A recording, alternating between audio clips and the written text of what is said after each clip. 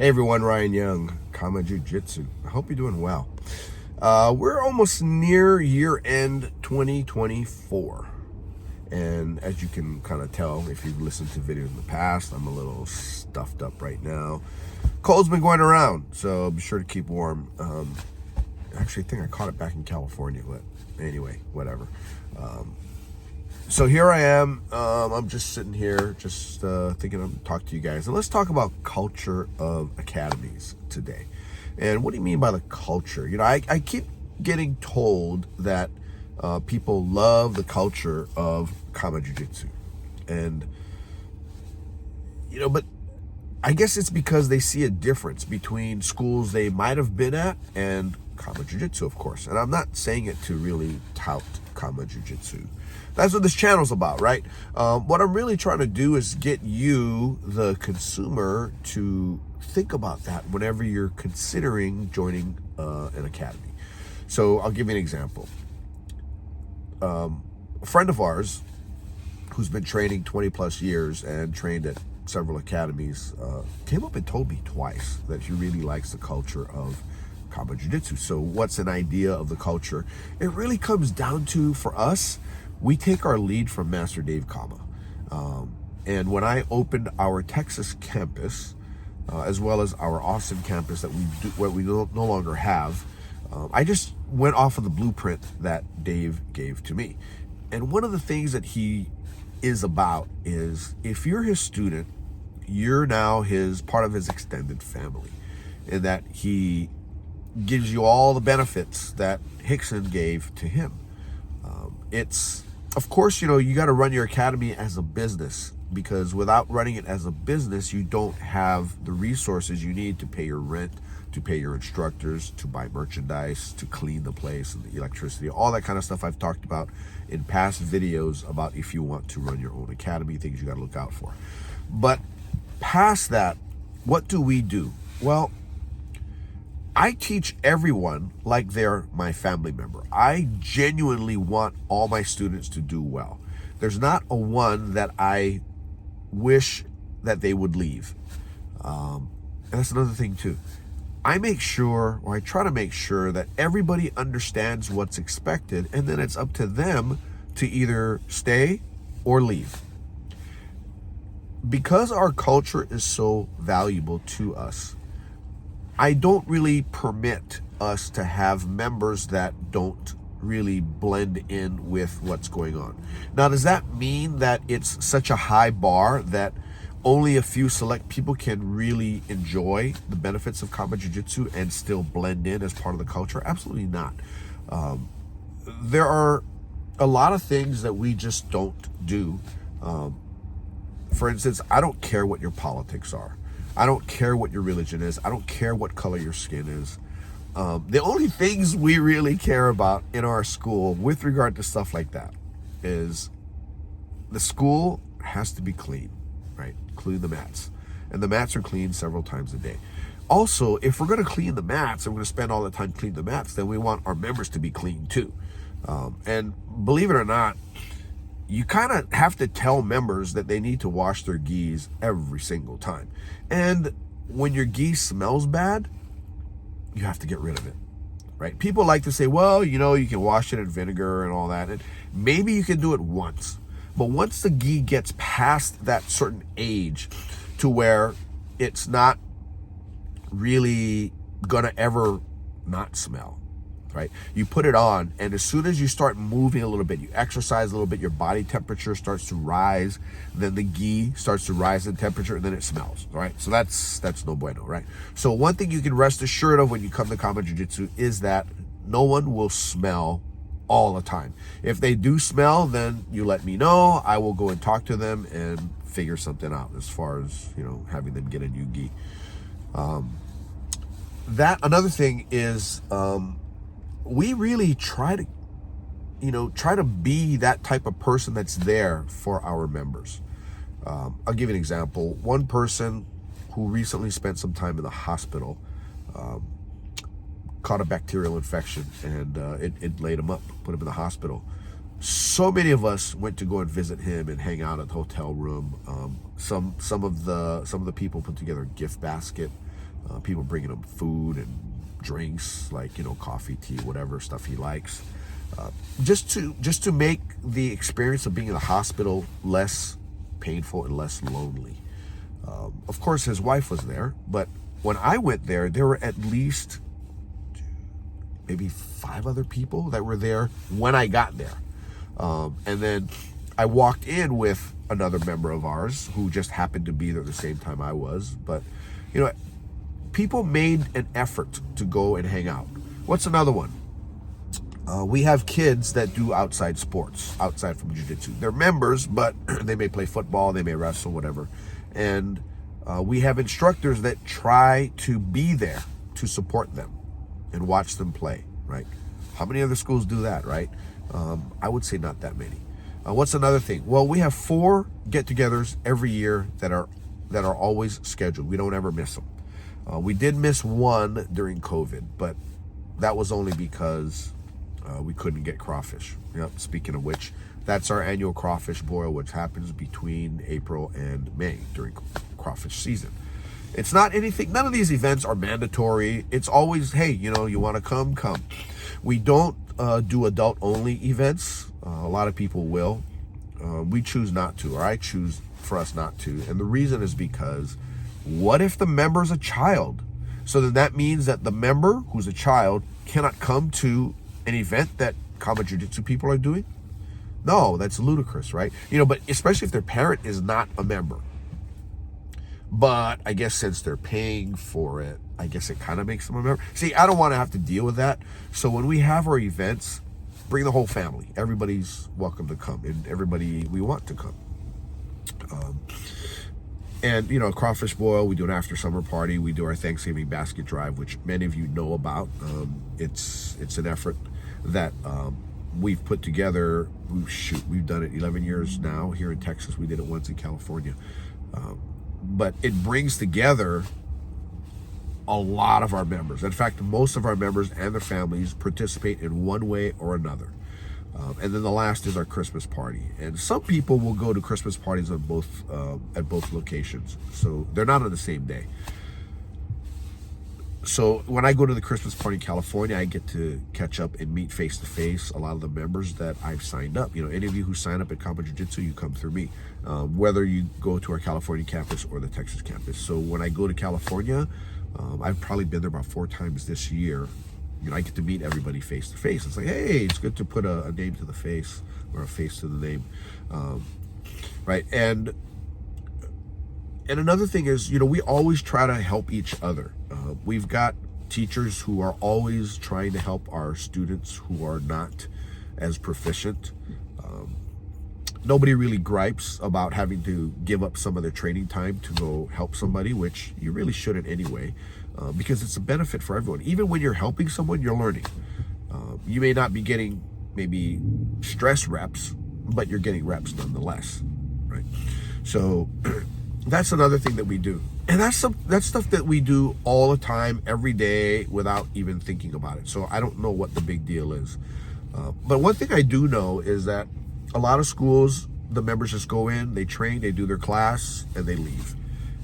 Whereas we hang out all the time. It's a funny thing. I never know. I know when my class ends. My class, let's say on a Tuesday or Thursday evening, it goes from 6:30 to 8:30. So it's a 2-hour class. My class technically ends at 8:30, and I'll look at the clock and I'll just tell everybody, because we're doing hard drilling from 8 to 8:30. Hard drilling, what we learned from 7 to 8 p.m. And I'll just say, hey guys, you know what? Class is over. You can now just free train. Do whatever you want. Some people will now start to train. There's no more clock going. They'll train. They'll do whatever they want. If they personally want to work on arm bars, and we've been working on chokes in class, that's the time to do it. Guys just want to train and just get another, a longer workout in addition to a 2-hour class, feel free. Guys want to just stop and hang out and have a drink. Many of you know that we do keep alcohol in our studio, in the adult part of the studio. And, it's not uncommon for, people to grab glasses and a bottle of something and start drinking. And that's totally fine. As long as you control your alcohol, you're good with me. As long as you don't, get drunk and expect to drive home, you're good with me. Then if you are drunk, I'll take you home, right? But our academies are set up to be destinations where you hang out, you commiserate, you get to know people more. The funny thing is my son had mentioned when he went to college, he was in the Corps of Cadets, which is a senior military academy inside of Texas A&M University. And one thing that they did was they put you in a group, and they say, these are your friends now, right? You're issued friends. In Jiu-Jitsu, you kind of are issued friends here as well. Kind of like in any school, come to think of it.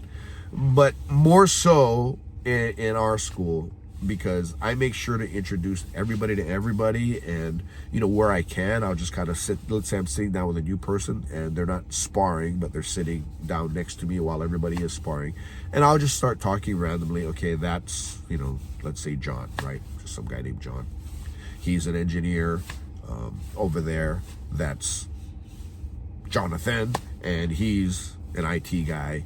And that's Johnny, and he's in high school. And, but I'll go and I'll kind of introduce them, maybe, not person to person, but I'll just kind of talk to you about who is who, just so you get to know the lay of the land and everybody. That way, at least you can have a little bit of something on somebody when you talk to them, right? Oh, okay, you're John, you're the engineer. I gotcha. All right, what kind of engineer do you do, right? What kind of engineer are you? So people kind of get to know everybody in that way over time. And, it's funny because, one of our members, her mom's AC went out, and so the mom was kind of suffering until the AC guy was able to repair. During the summer, it's very hard to get an AC guy to come now, right? It might even be several days from now, but it's just that busy. That's how busy it gets during the summer here in Texas with AC guys. Well, another member had heard about it, and he had a portable air conditioner, the kind that you slide into the windows. So what he did was he brought it over to this other member's mom's house, right? So he didn't even know the mom, and goes and installs it for the mom so that she has at least one room that has cool air so she doesn't suffer, right? I don't know of too many places where people do that, and I really appreciate that. But that's part of the culture that we've developed over time, which is why we get a lot of members that once they get piped into our academy, rather than just coming, do the class and leaving, right? People that come in, do the class and leave, they're just here for jiu-jitsu. We do have people that are like that as well, and that's fine, right? If you just want to come here and train, you've got enough stuff going on outside your life, you've got enough friends, you've got enough family members that you're just so busy, then yeah, just use combat jiu-jitsu to train. On the other hand, if you want to get piped in with a group of good people, then this is where you want to be. And I've also, having traveled all over, a lot of you know of my travels all over the place, and I teach all over the country. I meet a lot of great people. Now, I'm not necessarily there long enough to understand the culture. Now, there have been a couple of academies that I've been at multiple times. So yes, I get a vibe of the culture. And, I spend time with the instructor, even some of the members outside of class, and I get to know them. And I learn that they're just like us. But I know of, through some communication, people have been messaging me here on the YouTube channel, or they email me, and, they want me to do a video on this topic because they don't feel they have it where they are. And they may have come and visited our school, and they see how different they feel it is. I contend that it might not be, but they tell me how different it is, and how if I could simply do a video on it. So finally, yes, I am getting to it. Now, culture though is not it's something that's generally led by the owner or the head instructor of the school, because they're the ones that decide how it is. Another thing too is you're going to have people who tend to gravitate toward other people, and then thereby forming cliques. Like I think I mentioned that in a video about 5 years ago that I did. I'll see if I can find it, and I'll put it. I'll try to put it right up here or right here. Okay. If not, then just I don't know what to keyword it, but I'll find it. But when you have cliques, then people start to immediately group up with different people, and it becomes tribal, and I don't really like that. And we tend not to do it. And I always tell people, you need to welcome everybody in. You know, if you got a group of people that you just like, how do you know that you won't like that person who's out there and who's just kind of by himself? You don't know, right? So it's always good to have that welcoming attitude with everyone. And I try, and I set the example, right? I just say, hey, you know what, I'll talk to somebody, even though when I see them standing alone, I'll go talk to them, whether it's about jiu-jitsu or about anything else. Like, hey, I haven't seen you in a while, what have you been up to, right? Oh yeah, Ryan, I've been doing this and this. And nobody's ever told me, yeah, Ryan, get the F out of here, I don't want to talk to you, right? Or, nobody's ever walked away from me when I talk to them. Because I give my attention to people best I can, which is why I have to do videos in the car like this. I can't do them in my studio because I'm inevitably going to have somebody walk up and wait for me to finish so they can talk to me. Or I will see somebody and in my mind I'll go, I got to talk to them, and I'll shut the video off and I'll go talk to them. I can't even get regular work done in my own studio, but it's okay. That's just kind of how it is. But the culture is very important, and for those of you who are in an academy and if you have any influence and you want to see a different culture in your academy, try to make the changes on your side, and do it by actions, not necessarily by words. If you run a school and you don't like the culture of your academy, then you need to kind of figure out, what exactly you want first, and then try to work toward that goal. If you don't like it, like the old days of jiu-jitsu, we'd have what are called frenemies in school, right? You're kind of friendly with them, but once you get on the mat and you're training with them, all you want to do is rip them apart. But when it comes to jiu-jitsu, you tend to not share, right? Whereas with us, we share everything, because the mentality is a little different. It's not, I want to be the best at the expense of everyone. I want to be the best despite everyone getting better. That truly is the best. The person who is the best but keeps everything to themselves, I kind of debate whether or not you truly are the best, because if you open your playbook up to somebody, can you still beat them? Now, if I can show you everything I know and I can still beat you, then yeah, I'm better than you. But if I show you everything I know and you beat me with it, I've just helped to make you better than me, which is really what I want. I want everybody to be better than me.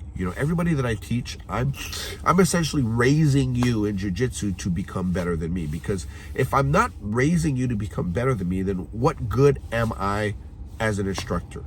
I'm no good, right? Every good instructor has to have as their goal to make every student of theirs better than them.